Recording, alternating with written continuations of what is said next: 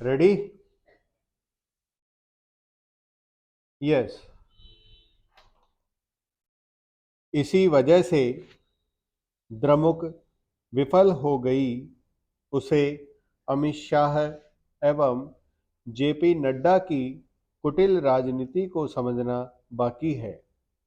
इसके बावजूद द्रमुक के अड़ंगे के कारण पुडुचेरी में लोकप्रिय सरकार को सत्ता में आए 1 महीने से अधिक हो गए हैं, लेकिन अभी तक सिर्फ मुख्यमंत्री ने शपथ ली है।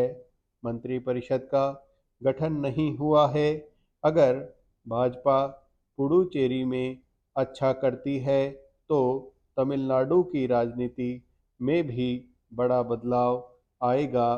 तमिलनाडु में फिलहाल भाजपा के पास 4 विधायक हैं। इसके बावजूद भाजपा की तमिलनाडु इकाई का नारा है, हम 2026 के चुनाव में 4 से 40 हो जाएंगे। द्रमुक को इस बात का डर है कि कहीं भाजपा प्रमुख विपक्ष के रूप में उभर जाए। दूसरी ओर कांग्रेस वहां एक जिला स्तरीय पार्टी में सिमट गई है। हालांकि उसने 18 सीटें जीती हैं, लेकिन एम के स्टालिन की कृपा से, मोदी और भाजपा को कोसने से द्रमुक को तमिलनाडु में अपनी खोई हुई राजनीतिक ताकत हासिल करने में मदद मिली। द्रमुक के पक्ष में एक तरफा अल्पसंख्यक वोट पड़े, लेकिन राहुल गांधी वहां कुछ नहीं कर पाए। एम के स्टालिन को तमिलनाडु का मुख्यमंत्री बने लगभग 1 महीना हो चुका है और उनके सामने अन्ना द्रमुक के रूप में मजबूत विपक्ष है। अच्छी बात यह है कि मतदाताओं ने द्रमुक को भारी बहुमत नहीं दिया। द्रमुक ने कोरोना संकट को अच्छे ढंग से संभाला, लेकिन उसने पक्षपात भी किया। जैसे मदद पहुंचाने के मामले में उसने कोयम्बटूर, सलेम जैसे जिलों की अनदेखी कर दी, क्योंकि वहां अन्ना द्रमुक को भारी बढ़त मिली। आईएएस और आईपीएस अधिकारियों का बड़े पैमाने पर तबादला करना पिछले 1 महीने में स्टालिन का सबसे बड़ा योगदान रहा है।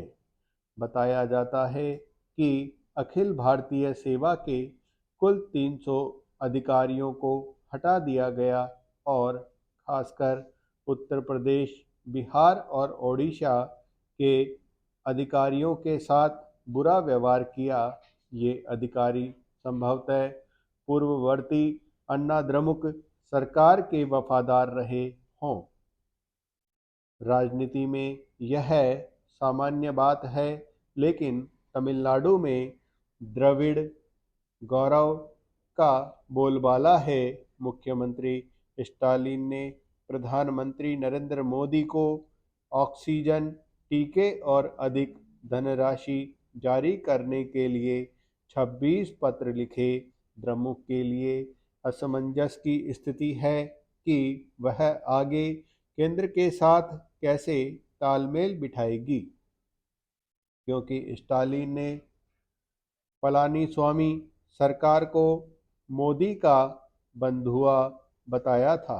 दिलचस्प बात यह है कि अब स्टालिन का भी केंद्र के प्रति रवैया बंधुआगिरी का है। ऐसे में वह आगे भाजपा या मोदी के खिलाफ राजनीति कैसे कर पाएंगे। वह पश्चिम बंगाल की मुख्यमंत्री ममता बनर्जी की तरह आक्रामकता दिखाएंगे या फिर ओडिशा के मुख्यमंत्री नवीन पटनायक की तरह समन्वय का रास्ता चुनेंगे। द्रमुक के पास कोई तीसरा विकल्प नहीं है। चुनाव के समय स्टालिन ने washing machine, cooker, gas cylinder आदि मुफ्त देने का मतदाताओं से वादा किया था।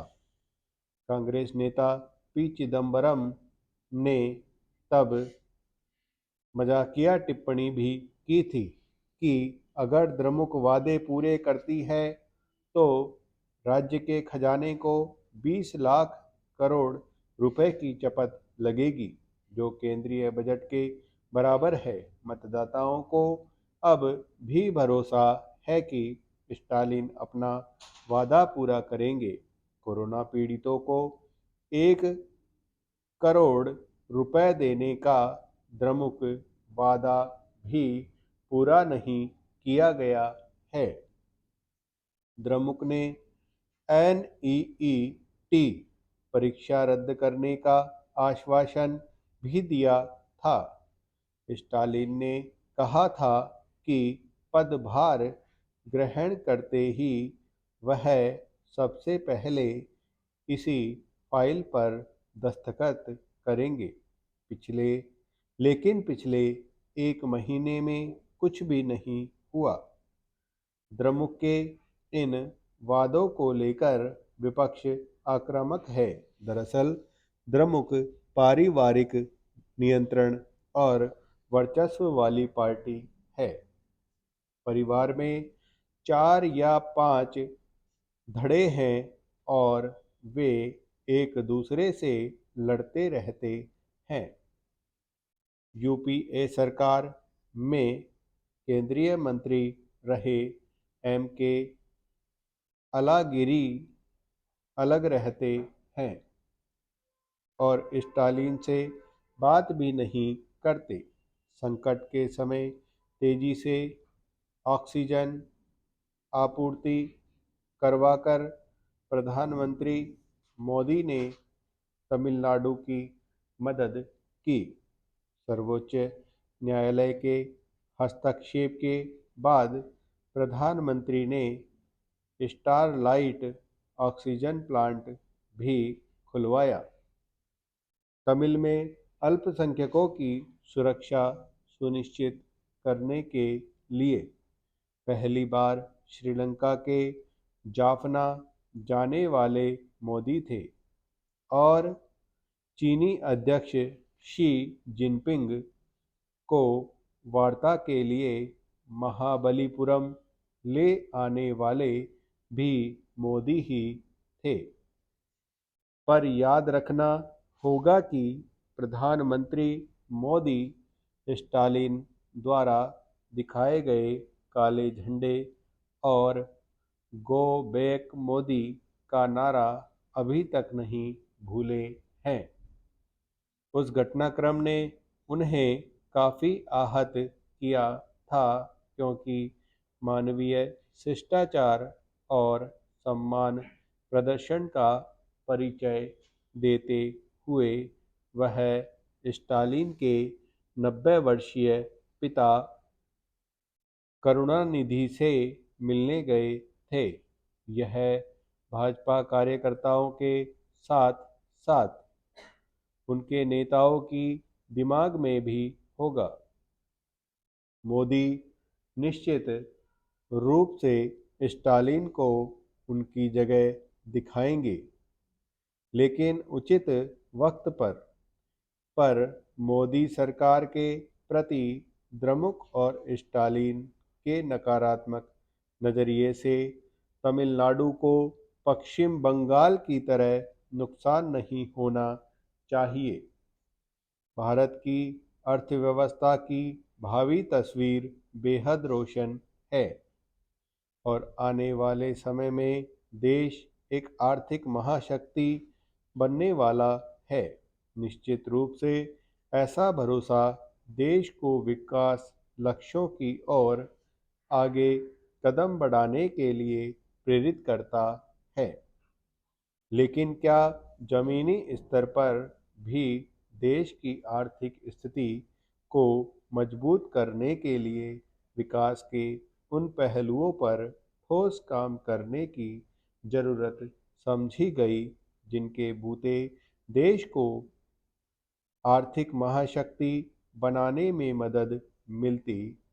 इसकी हकीकत समय समय पर आने वाले उन अध्ययनों की रिपोर्टों में आती रही है, जिनमें विकास के वास्तविक पैमानों पर भारत को अभी बहुत कुछ करने की ज़रूरत बताई गई। इस कड़ी में आई भारत में पर्यावरण की स्थिति रिपोर्ट 2021 के मुताबिक सतत विकास लक्ष्यों की ताज़ा सूची में भारत को 117वें स्थान पर माना गया है, जबकि पिछली बार यह 115वें पायदान पर था। महामारी की मार से पहले ही स्वास्थ्य, शिक्षा सहित आर्थिक मोर्चे पर बड़ी तबाही का सामना कर रहे देश के लिए यह बेहद अफसोसजनक स्थिति है।